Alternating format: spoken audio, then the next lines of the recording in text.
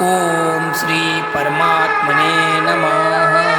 श्रीमद भगवद गीता अध्याय 5.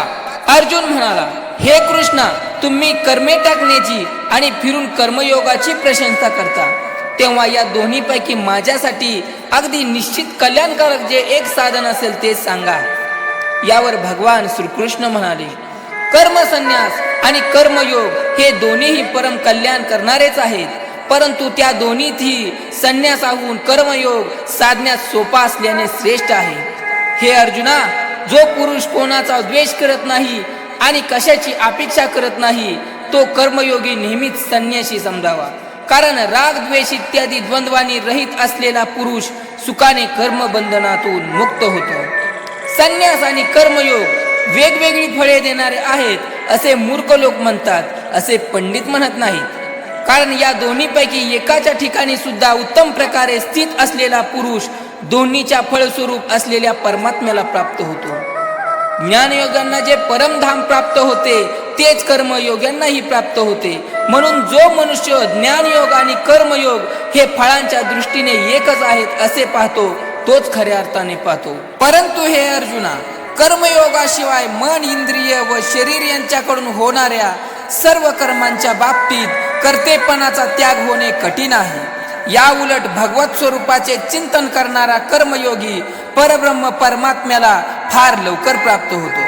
ज्याचे मन स्वतःच्या ताब्यात आहे, जो इंद्रिय निग्रह करणारा आणि शुद्ध अंतकरणाचा आहे, तसेच सर्व प्राण्यांचा आत्मरूप परमात्मा ज्याचा आत्मा आहे, असा कर्मयोगी कर्मे करूनही अलिप्त राहतो. सांख्ययोगी तत्ववेत्याने असे मानावे की पाहत असताना, ऐकत असताना, स्पर्श करीत असताना, वास घेत असताना, भोजन करीत असताना, चालत असताना, झोपत असताना, श्वास उच्छ्वास करत असताना, बोलत असताना, टाकीत असताना, घेत असताना, तसेच डोळ्याची उघडझाप करीत असताना ही सर्व इंद्रिये आपापल्या विषयात वावरत आहेत असे समजून मी काहीच करत नाही असे मानावे. जो पुरुष सर्व कर्मे परमात्म्याला अर्पण करून आणि आसक्ती सोडून कर्मे करतो, तो पुरुष पाण्यातील कमलपत्राप्रमाणे पापाने लिप्त होत नाही. कर्मयोगी ममत्व बुद्धी सोडून केवळ इंद्रिये, मन आणि बुद्धी आणि शरीर यांच्याद्वारा आसक्ती सोडून अंतकरणाच्या शुद्धीसाठी कर्म करतात.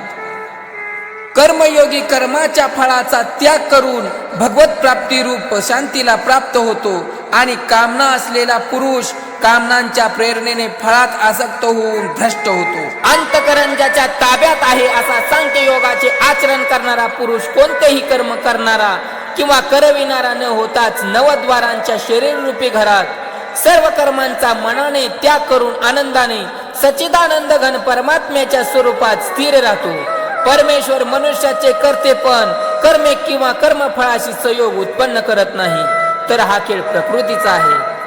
सर्वव्यापी परमेश्वर कोणाचेही पापकर्म किंवा पुण्यकर्म स्वतःकडे घेत नाही, परंतु अज्ञानाने ज्ञान झाकले आहे, त्यामुळे सर्व अज्ञानी लोक मोहित आहे. परंतु ज्यांचे ते अज्ञान परमात्म ज्ञानाने नाहीसे झाले आहे, त्यांचे ते ज्ञान सूर्याप्रमाणे त्या सच्चिदानंद घन परमात्म्याला प्रकाशित करते. ज्याचे मन व बुद्धी तद्रूप झाली आहे आणि सच्चिदानंद घन परमात्म्यातच ज्याचे नित्य ऐक्य झाले आहे, असे ईश्वर परायण पुरुष ज्ञानाने दोषमुक्त होऊन परमगतीला प्राप्त होतात. ते ज्ञानी पुरुष विद्या आणि विनय यांनी युक्त असलेले ब्राह्मण, गाय, हत्ती, कुत्रा आणि चांडाल या सर्वांना समदृष्टीने पाहतात. ज्यांचे मन समभावात स्थिर झाले त्यांनी याच जन्मी संपूर्ण संसार जिंकला. कारण सच्चिदानंद घन परमात्मा निर्दोष आणि सम आहे, म्हणून ते सच्चिदानंद घन परमात्म्यातच स्थिर असतात. जो पुरुष प्रिय वस्तू मिळाली असता आनंदित होत नाही आणि अप्रिय वस्तू मिळाली असता उद्विग्न होत नाही, तो स्थिर बुद्धी असलेला संशयरहित ब्रह्मवेत्ता पुरुष सच्चिदानंद घन परमात्म्यात ऐक्य भावाने नित्य स्थित असतो. ज्याच्या अंतकरणाला बाहेरील विषयाची आसक्ती नसते, असा साधक आत्म्यात असलेल्या ध्यानामुळे मिळणाऱ्या सात्विक आनंदाला प्राप्त होतो. त्यानंतर सच्चिदानंद घन परब्रह्म परमात्म्याच्या ध्यानरूप योगात ऐक्य भावाने स्थित असलेला पुरुष अक्षय आनंदाचा अनुभव घेतो.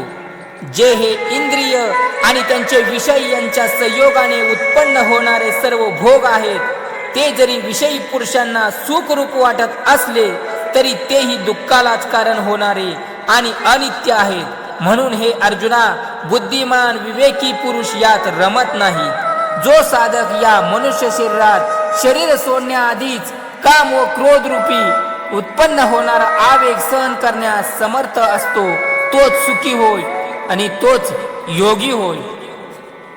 जो पुरुष आत्म्यातच सुखी, आत्म्यातच रमणारा आणि आत्म्यातच ज्ञान मिळालेला असतो, तो सच्चिदानंद घन परब्रह्म परमात्म्यासह ऐक्य भावाला प्राप्त झालेला सांख्ययोगी पुरुष शांत ब्रह्माला प्राप्त होतो. ज्याचे सर्व पाप नष्ट झाले आहे, ज्याचे सर्व संशय ज्ञानामुळे फिटले आहेत, जे प्राणीमात्राच्या कल्याणात तत्पर आहेत आणि ज्यांचे जिंकलेले मन निश्चलपणे परमात्म्यात स्थिर असते, ते ब्रह्मवेत्ते पुरुष शांत ब्रह्माला प्राप्त होतात. ज्यांचे काम क्रोध मावळले आहेत, मन जिंकले आहे आणि परमात्म्याचा ज्यांनी साक्षात्कार करून घेतला आहे, ते पुरुष ज्ञानी असतात. त्यांच्यासाठी चोहीकडे शांत परब्रह्म परमात्माच असतो. बाहेरच्या विषयाचे चिंतन न करता दृष्टी भोयांच्या मध्यभागी स्थिर करून, तसेच नाकातून वाहणारे प्राण व अपान सम करून ज्याने इंद्रिये मन बुद्धी जिंकली आहे, असा मोक्षपरायण मुनी इच्छा भय आणि क्रोध रहित झाला की तो मुक्तच असतो. माझा भक्त मला सर्व यज्ञ आणि तपांचा भोगता, सर्व लोकांच्या ईश्वराचाही ईश्वर, प्राणी मात्राचा सुहृदय अर्थात स्वार्थरहित दयाळू आणि प्रेमी असे तत्वता समजतो आणि शांतीला प्राप्त होतो.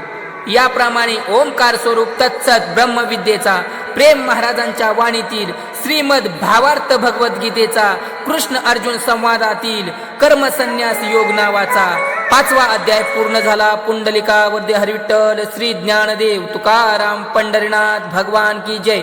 माऊली ज्ञानेश्वर महाराज की जय. जगद्गुरु तुकाराम महाराज की जय.